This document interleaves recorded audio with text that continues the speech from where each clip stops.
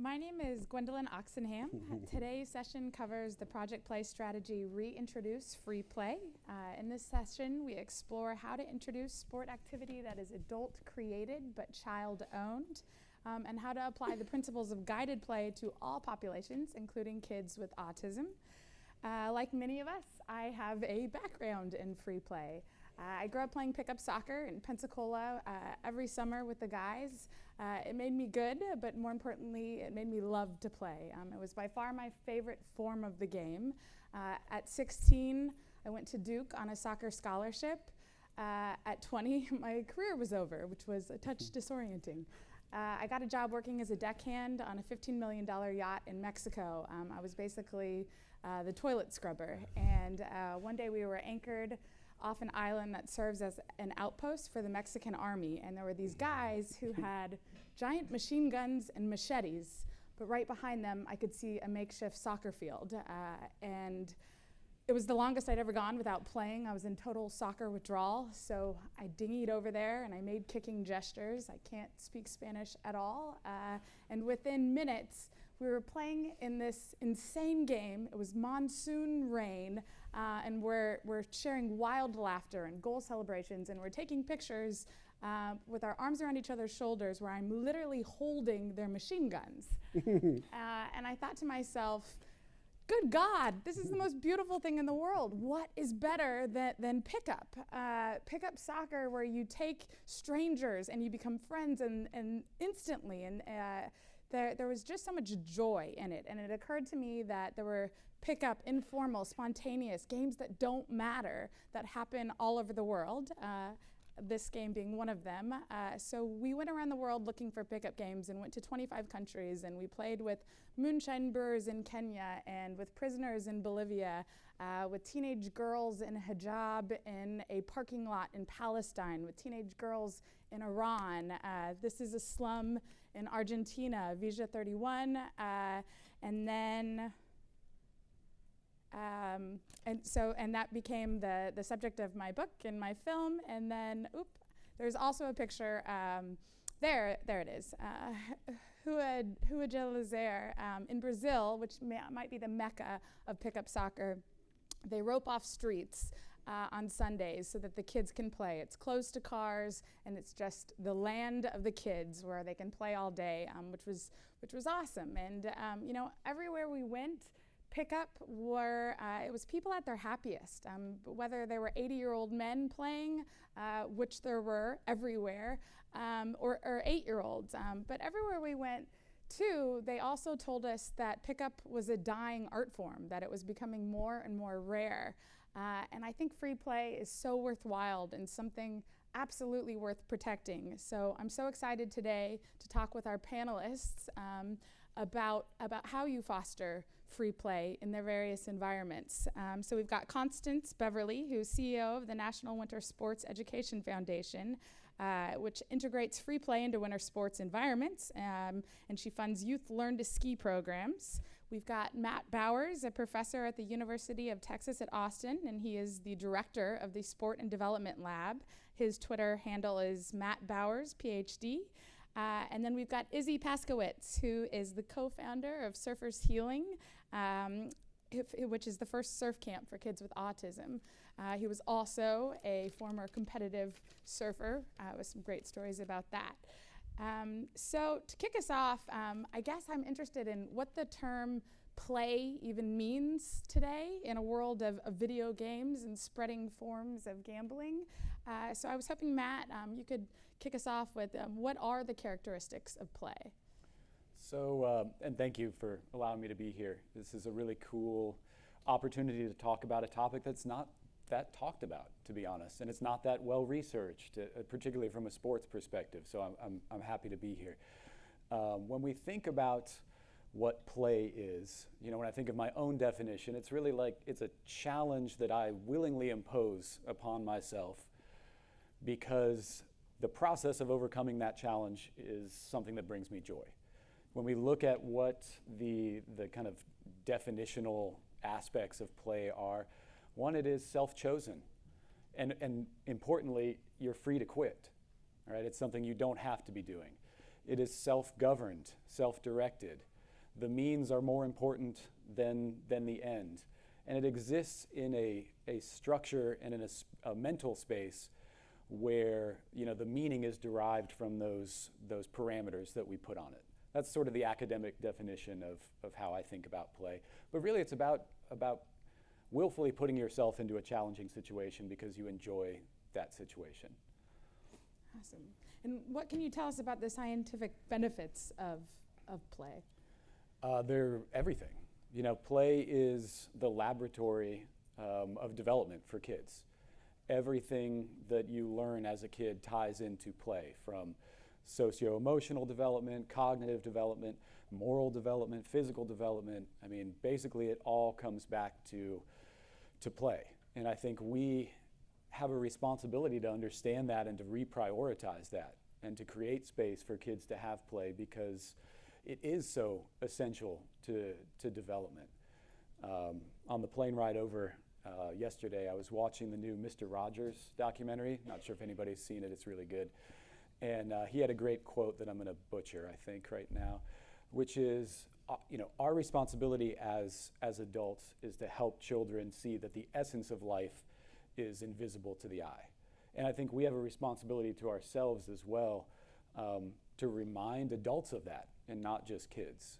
And so, you know, the people that are on this panel are really doing a lot of work in that area and making good progress, but there's a great deal to be done. Awesome. Constance, so the winter sports world, you know, it requires so much structure for safety, equipment, and travel. A 3-year-old can't do it alone, and yet it has this sort of reputation for being all about free play. What does free play look like in the winter sports world? Well, I think at the end of the day, free play looks like a kid on a set of skis or a snowboard not really caring how they look on a set of skis or a snowboard. For the most part, you know, people think about our sports as being so structured and so defined, but we run a lot of programs where kids, for instance, get Nordic skis and they can play on the playground if the playground has snow, or sometimes we use AstroTurf if there's no snow.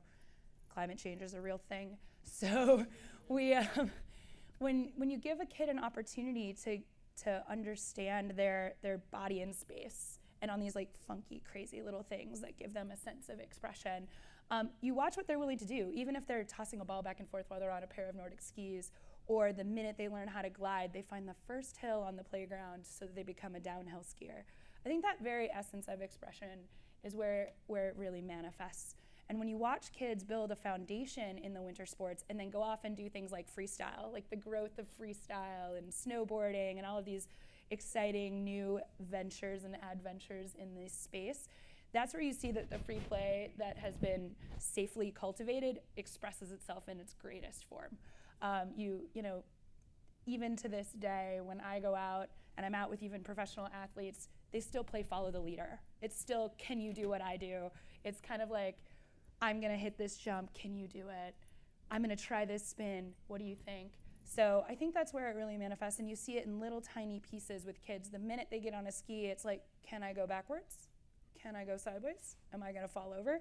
And it's a place where falling over is totally okay and encouraged. Mm-hmm. So it's this beautiful place where it's like, all right, get out there, let's see what you can do. Awesome. And so is giving ski lessons to a kid considered guided free play? I think that's the best way to describe it. I mean, it's so hard when we try to put these like academic and structural terms on things, right? Especially when we're talking about free expression, we're also talking about, and free play, we're like, but what is that really? What's the definition? Which is kind of counterintuitive, right? I think that when you put a kid out there, you give them the tools. You give them enough of the foundation, very strong foundations. The programs we fund, we require that they meet certain standards for teaching so that the kid feels comfortable enough and secure enough and safe enough to express themselves in whatever ways. So I think that is the guided part. It's the, I'm gonna give you all of the tools and mechanisms to stay safe and to build on these skills so you feel very confident, because the more confident you are, the more you're willing to try new things and do silly stuff, right? So I think that is the guided aspect. And a lot of the times when you give the kid that foundation and that confidence, they're willing to try new things. Even if that new thing is literally, like if you're on a snowboard, riding the other way down, even though you learned how to use one foot forward, you want to learn the other one. But if you feel comfortable on the board because you've been guided through that process, you're willing to try. Great. Awesome. Izzy, coming to you. Can you tell us about surfers healing and what you've witnessed when you get a kid with autism out in the water? Yeah, I guess for me it's been my destiny. I grew up in a camper with 9 siblings and mom and dad, and we traveled around the United States, Israel, and Mexico, and all we did was surf. We didn't go to school. So when my dad took me out surfing, it was like the coolest thing ever. I never forgot the power he had, the confidence I even to this day can remember, and how safe I felt in his arms.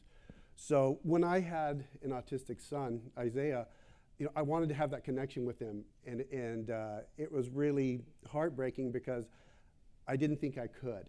I didn't think I could make that connection. I didn't think I could have that similar experience that I had with my dad, with my special son, until I took him out, until I took him in the water. And it was an incredible situation because we're talking about free play and very similar things that we do with our autistic children that are, it's not an adaptive surfboard, it's a regular board, and they're doing regular surfing. But more than just the surf part of it, there is that healing, that I think that physiological change. When my son goes in the water, he's a little happier. So he's a little happier, the family's a little happier, and those were the magic moments that we had, just getting him out in the water. And it grew to, I needed more help, so I asked a few other surfers that grew up with Isaiah, that weren't afraid of autism, that were just like, if I have horses, and I'm horrible at it, and when I get really afraid of my horse, it reacts to my fear and runs away, and then I jump off and say, Danielle, get on my horse and fix what I just broke. And so when I have guys and girls that are super confident and they guide the children out in the water, there's something magic that happens, and we'll go out and we'll turn around on these big tandem surfboards, and some of the kids, and we turn around, we ride waves standing up, but also some of the kids, even the most profoundly affected kids, like my son, will stand up and ride with the same guidance I would on a typical instruction, and he does understand, and I forget that he understands and he listens to everything I say. And so when he stood up, that one time, it was the most proud moment in my life, and Isaiah was probably 8 at the time, and it was proud not because I needed him to be a surfer. I needed to see him through that fog, be counted and stand up. So through him, now we run 25 camps all around the world, and we host about 5,000 children worldwide, and it's the worst Jewish business model from a nice Jewish boy. It's free. I couldn't come up with a dumber idea, right? Because when we go out, there's anxiety, but something magic happens. Something magic happens. So it's my destiny. Here's pictures of some of our children in Wrightsville, North Carolina, riding waves. And she's by herself with a little bit of guidance and with huge emphasis on safety. The best life vests we can find. We do coordinated morning reports, risk assessment. It's 5 feet. It's 20 feet. Do we go out? And this year, Montauk was getting the blow-by from Hurricane Florence, one of our strong Hawaiian contingents that volunteers that come and help out. And back to the storm. So I get there early with East Hampton's rescue team, and they're huge. So I got more confidence knowing that we're going to go out there, we're going to do something super extreme special ed, and I call it with John that we're going to do it. It's 20 feet outside, so we can't go all the way outside, but there's a longshore rip going about 15 knots, and I think we can do it. And so as all these amazing professional surfers come down a little bit later in the day, about 20 of them, I hear, oh, we can't do this. It's too big out there. But we did. We were able to adapt to that moment. So the quality of instruction is huge for us, and to make sure that it'll be safe. And we've been going for 20 years, and I look forward to continue this mission this ministry of real therapy, of surf therapy, of autism surf therapy. Just another, the part of like the parents and the whole family being involved with this day. Austin's out there with the child, and the mom and dad are there. It's a magic day, just like I had with my son. That they get the same takeaway. They get the same, that one day that they look forward to every year was the most important day in the year for them. So it's very humbling to consider that, because I've been through the crazy mishigas of autism, and it's difficult. Families crumble, siblings act out, and I think this is one way of just that inclusion and that acceptance with our different children. Awesome. Did I go too long? No, you did not at all. We're just getting started, but before we go further, I want to let you know that we're taking questions via Slido. Log on to slido.com, enter #projectplay, and select the 8th floor to submit questions you have. You can also upvote a question you like that someone else asked, and we'll select those that are most popular. Our Slido moderator will ask a couple at the end of the session. A reminder that we'll also continue the conversation in person afterwards in our continuing conversation. So if your question doesn't get answered now, you can join us during the next session, but we want to get the biggest, most popular questions out there. We'll open it up in about 15 minutes or a little less than that. Okay, so let's see. What about examples of Matt, how do adults foster a sense of play in children?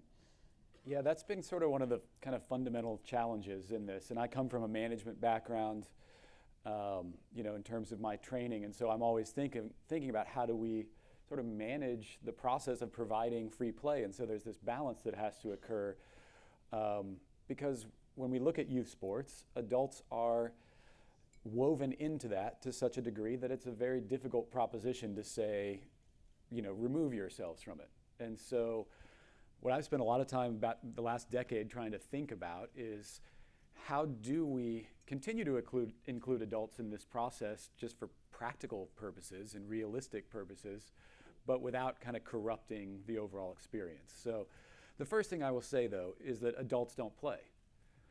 And so because adults don't play anymore, they forget what the value of play is. And that's been a huge hindrance. And we as humans are not very good at looking at sort of long-term development and seeing the investment that you're making pay off in the distant future. We like immediate results, which is why we play way too many structured games and competitions and tournaments at this stage. We're just not good at seeing how this progresses over a longer time horizon. And so I spent a lot of time thinking about this, and I don't have any great answers at this point, but it's important that we recognize that because adults aren't playing, kids aren't playing, and that's a big part of it.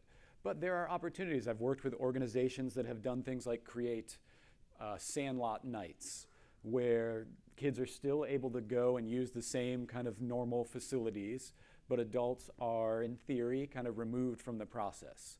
So that's one way, kind of creating a time and a space that we will say is for the kids. Now it's interesting to be in those situations and to see that adults still kind of have trouble not intervening to help them pick teams to make sure it's even. They'll figure it out, right? I mean, this is how kids learn. And so there's also opportunities building it into practice, building in play to practice, creating time and space for kids to have their own period within a structured practice to do what they want to do, to lead it, to direct it. Taking aspects of the sport, the equipment, for example, and creating more kind of fantasy narrative elements that you can play with a football or with a baseball that doesn't look like baseball or football, but still uses the same equipment and lets kids kind of run around and be crazy and find different ways to have the ball in their hands, but not necessarily be in full training mode. So, and I'm sure Izzy and Constance have also seen kind of similar applications of this, but it's tough. it's tough because kids aren't playing without parents these days, like they used to in previous generations. And so it's a really difficult undertaking to create space for play. Yeah, I think that's really interesting. And I know that, when we were making our documentary about pickup soccer around the world, it was adults playing. I mean, grown-ups. I mean, moonshine brewers would brew moonshine all day and then go to the field because they would say, like, people think I'm just another drunk out here, but then they see me on the field and they see that I can play.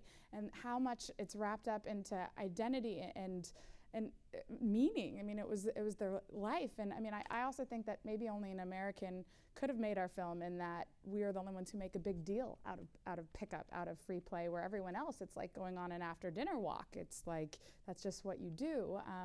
And I know that growing up, any moment where a coach gave me an opportunity to just play in practice, where it was just a small-sided game, that was absolutely what I loved the most. And so I kind of have a sense of how you incorporate free play into the team environment of games in practice, of giving the field over to let the kids run the show. How does it work in the outdoor industry? Like, is free play, guided free play, is that a term you guys use? If you had one piece of advice on fostering guided free play, what would it be? I think the really interesting thing about the outdoor industry as a whole is, like, everything's kind of free play. It's like you go on a hike, like, that's free play. Like, you're kind of bouldering, you're literally climbing around on rocks. And so I don't necessarily know that we use that term so much. Like, in the snow sports industry, like, and I read grant applications, I don't have anyone check, like, a free play box. I'm thinking about it now because it's kind of fun. But, a lot of the time, it's also interesting, especially if you're trying to foster youth sports, there's also, like, the funding component, right? So I can speak from, like, a funding perspective, where people are like, there's so many other terms that get thrown around, even in, like, skiing, snowboarding, where it's like, to get a grant, you need to prove social emotional learning, you need to prove 21st century skills, like, all the things that all of the grants ask you to fill in. Research states that free play by itself hits all of those boxes without you hiring a curriculum developer to do so. As a funder, where we're trying to change it is we're not requiring that kind of thing. Most of our programs that we fund, they'll have a structured ski lesson in the morning, and in the afternoon they have free ski. We talk to other facilitators and funders because it's like, well, that means we don't have to pay instructors, so it drives costs down. But it's the only chance for the kids to get with their friends and teach each other. I mean, I learned to snowboard by eavesdropping on lessons. Like, I have the most free play snowboard story ever. My family was broke. I had a single mom. She's like, you want to learn to snowboard? Here you go. You're a responsible adult. Don't die. Good luck. And, like, literally rented a board, sat next to the lesson, and just kind of figured it out, and then found other kids, other teenagers, other whatever, who were doing what I was doing. And I'm like, can you show me how to do that? Or can I follow you? Or, like, can you tell me how to get off the lift? So what we found in a lot of our programs, like, we give them the structure so they're confident, but then giving them, like, loose supervision, because they're still usually on a mountain or in the woods and on equipment that could do damage. I'm also a lawyer, so my little inner, like, lawyer gene kicks in, and I'm like a little bit of accident reduction's a good thing. But in most of the time, if you just give them the space. And I think that from a program development standpoint, it's giving them a safe space where they can try things. From a funder perspective, it's how are you going to loosely structure this so kids can find their own way? And all you need to tell me is that they are going to have supervised, free play or free ski or free whatever. And I think just being very clear about that in your program plans, and being very clear about that with parents too, because they get real nervous. What do you mean they're not going to be in a lesson all day? Well, there's still going to be an adult around, and they're going to follow them, but that adult isn't going to be telling them to go through, race gates all day. They're going to have fun. They're going to learn from their friends. Half their friends ski better than you do. Don't worry. And I think that's really just the way that we do it. And the advice is to just put the time in. Kids are really innovative, and they get bored easily. If they're sitting there, they'll figure out something to do with themselves. And that's okay. In fact, it's really good. Yeah. Awesome. Izzy, what about in your world? How do you, with all of how do you guide the kids out onto the wave, make sure it's safe even in hurricane conditions, and yet still allow them to take ownership of the experience? And what kind of advice do you have for our audience about how they can I think us, it has to be guided at first, because there might not be any verbal reaction that, oh yeah, I understood, hands and knees stand up. But there's a very cool byproduct, because I'm not really teaching these kids to surf. I want them to do this wonderful activity, but the byproduct is we do create a lot of surfers, and having, all you need to do is just buy one surfboard, and the oceans are free, and we've found that that the most profoundly affected child that goes out tandem, and we do everything for them, but are understanding what's going on around them in this amazing environment that is healthy, that's clean, that is, it's really, it's made for autism, talking about a sensory disorder, and being enveloped in sight, sound, smell, taste, touch, is very healing. And then, so we do have a lot of kids that come from that are little competitors that buy their board, that are out there, and kind of connecting with kind of, I wouldn't say the riffraff, but they're different. They're connecting with a sport that they can do by themselves, that they don't need guidance, and will continue. And I know a lot of children that are adults, and they're still a little quirky, but they're surfers, and they're surfers. And I mean, Evan can drive now, and he has his board on his car, and it's pretty cool to see. It's pretty cool to see that byproduct after 20 years. And we are working now with our Autism Ohana, and having psychologists to do some studying and to further what we do, to be not only the best at what we do, and how best we can help our little surfers. Wonderful. Izzy, what you said about appealing to kids who just want to get out there. The Constance, is it like that with winter sports, do you think, where you're reaching maybe kids who organized sports doesn't appeal to them? I think so. I mean, I think it's also the autonomy of it, so the freedom of it. So once, and even as an adult, to play pickup soccer, you need to find some other people to play with you. To go skiing, Right. you just need to get yourself there. So it's that autonomy of it that really is very attractive to people. The difficulty is bringing these sports to people who traditionally don't see them, and see them as completely inaccessible. The ski market has been traditionally marketed to affluent white males who send it. They're hooking cliffs, and they're spending thousands of dollars, and that message appeals to a certain group of people. But I come from a snowboard background, also a skateboard background, where it's skaters realized that when stuff froze over, they could start snowboarding things, and then they figured out they could keep doing that. And I think there is an attraction to that freedom. But the really beautiful thing about the ski and snowboard community is the community aspect. I mean, it's an individualized sport, and yes, people are drawn to it because they might be a little bit of a loner or an outsider, or want that freedom.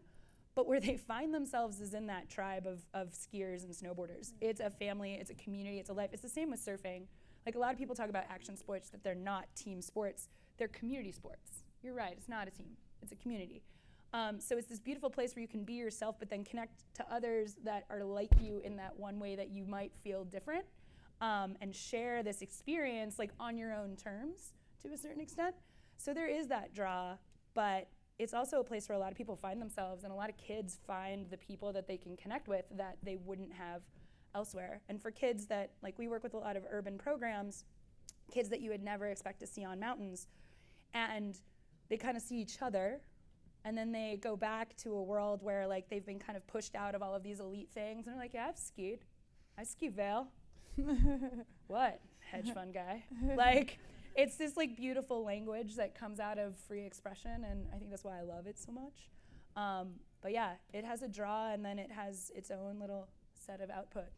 And you will see pickup ski races all the time. You will watch everybody kind of race each other. I mean, I go out with my friends, and I'm like, I know I'm the fastest, but I kind of want you to know I'm the fastest.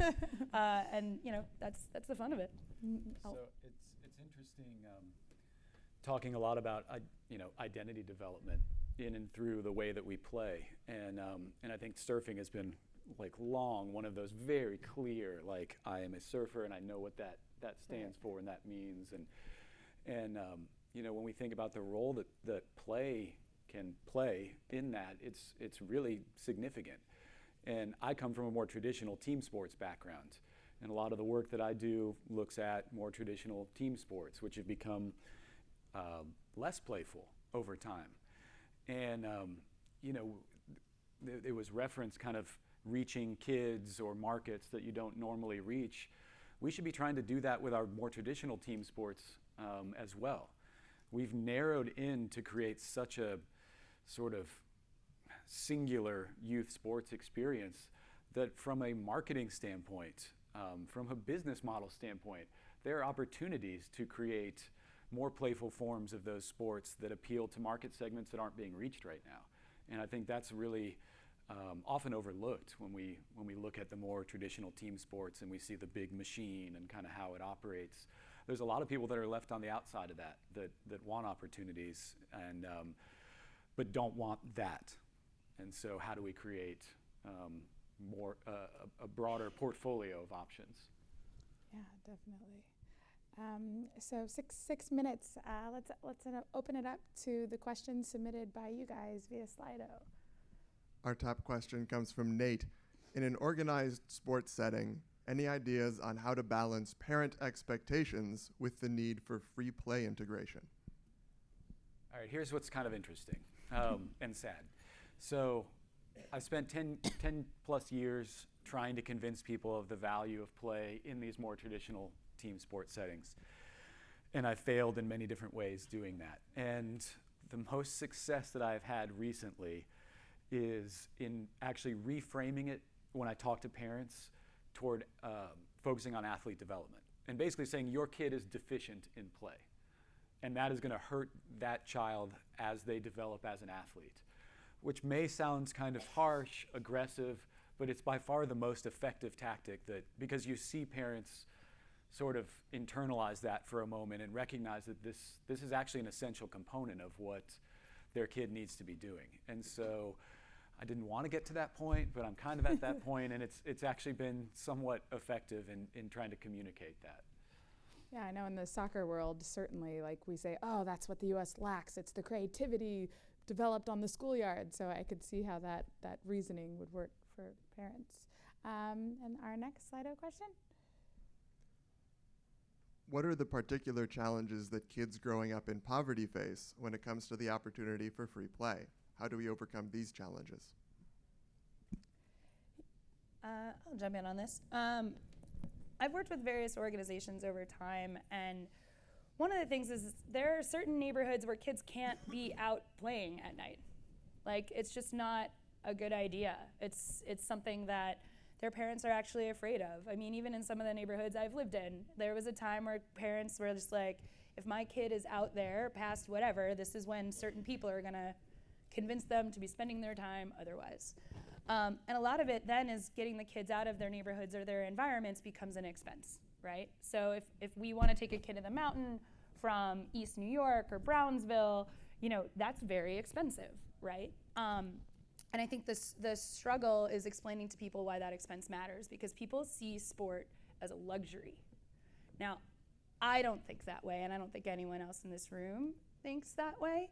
And it's something that they'll say to a kid is be like, well, you could just give them a soccer ball and it's fine. But if they have no green space to play in, if there's no place to kick the ball where they're not going to be like playing in the street, even though playing in the street works too in some ways, don't worry about liabilities.